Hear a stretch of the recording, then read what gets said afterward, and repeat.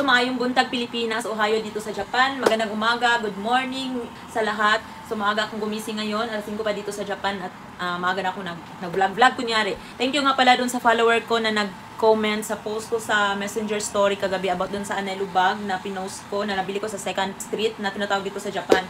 May tanong siya, nag-reply pala. Sabi niya, si Hapon ba daw ay bumibili ba daw ng gamit na mga second hand? Ang sagot ko ay oo. Kung gusto niyo makita ang mga pinamili niya, ito. Bumibili siya ng mga branded. O ito, ano na lang siya, tingnan yung price, 900 yen. Hindi masyadong makita. 900 yen, Japan money. Paborito niyang brand. Yan. Kasama ang tax, 3,630. Mura na yan sa kanya, pero para sa akin, mahal na mahal. Yan. Tapos ito din nabili niya. Kasi nga,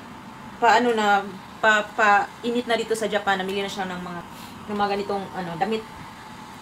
Yan, ito nabili niya sa halagang 900 or 990 yen. So, kung i-ano mo yan siya sa peso, mahal na din. Kung i-round up mo sa peso, kaya wag ka na lang mag-round up kung namili ka ng mga gamit sa Japan. Huwag mo nang isipin yung pera sa Pinas, isipin. Alam ko mali ito sa kanya, kaya magiging akin to. Feeling ko lang. Tapos, ito naman, nabili din niya. Ano na mga tela ng mga pinamili niya? Ito na sa 500 lang, 500 yen lang siya. H&M pa yung, H&M pa yung, niya. Yung brand niya. Ito. Ito, si Kapa. Ano ba ito basahin? Kapa. Basta Kapa, 500 yen din nabili niya.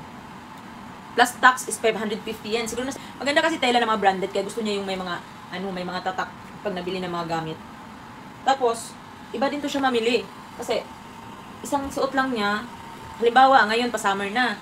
Ito, masuot lang niya ito ng isang beses, 2 beses pag summer. Ayaw na niya, i-stock na niya sa lagayan namin doon. Ako naman, may anak akong lalaki, kaya yun, sinisave ko. Hindi ko pinapatapon, tinatago ko sa kanya. At saka, minsan, nasuot na rin ako ng mga panlalaki kasi, comfy siya ba, pag panlalaki ang suot mo.